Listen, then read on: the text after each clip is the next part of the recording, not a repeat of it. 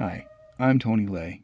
Welcome to Whispers, a short-form history podcast telling stories that time is quietly forgetting. Our first episode is a fitting story for the launch of a podcast, one of the countless forms of entertainment media.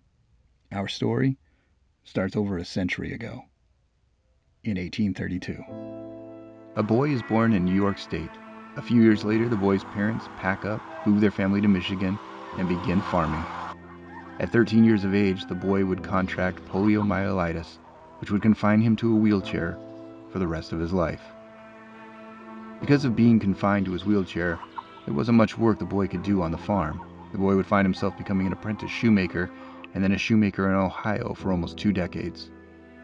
In Ohio, the boy, now a man, would marry and enter into politics where he would be elected to several local offices. After entering politics, the man would also find himself giving up shoemaking to become involved in real estate. Partnering with another man and creating a real estate firm, the two ended up moving everything to Topeka, Kansas. During this time, the man's wife, who'd contracted tuberculosis and was visiting her sister in California for a winter to help hopefully combat the dreaded ailment, returned home via train to be with her husband. Shortly after returning home to Kansas, the man's wife passed at the age of 37. Within a year, the man had met a woman 31 years younger than he. Their chemistry was undeniable, and in 1883, the man and his new wife decided to pack their lives up, put everything on a train, and head west. The man would ride in his wheelchair in the baggage car with 2 of his best horses the entire way. The two settled in the still young city of Los Angeles, where the man would form a real estate company almost immediately.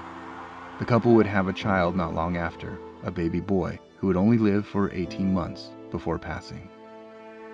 So distraught at the loss of their baby boy, the couple would console themselves by riding around in their carriage through the canyons of Los Angeles.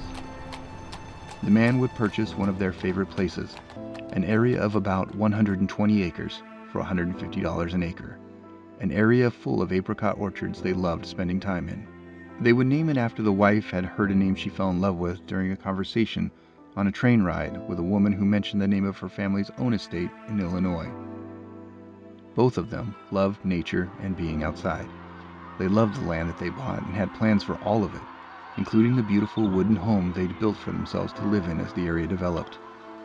They'd even started naming some of the streets that ran through the 120 acres after some of the people and even children who walked those streets.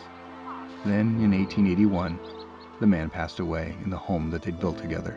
His wife would grieve intensely for a time, but continue with their plans and eventually remarry. She would donate land to establish the area's first public library, city hall, post office, and police station. The woman would continue to dedicate herself to furthering the development of the 120 acres of land her first husband bought years ago. In 1914, the woman would pass from cancer on those same 120 acres she lovingly nurtured. The woman's name was Dieta Wilcox Beveridge. Her first husband's name was Harvey Wilcox, and her second husband's name was Philo Beveridge. And while most people won't know those names, and while most of the original street names they'd given to those 120 acres have all changed over time, and most have been forgotten, there's a large clue that still, to this day, looks down on those original 120 acres as a reminder of their little patch of heaven. It's a whisper left over from a simple, casual conversation between 2 women on a train sometime in the early 1880s, when a stranger told Dieta that the name of her Illinois estate, and the name that Dieta fell in love with, and the name that her beloved first husband would register with the Los Angeles County Recorder's Office on February 1st, 1887, was Hollywood.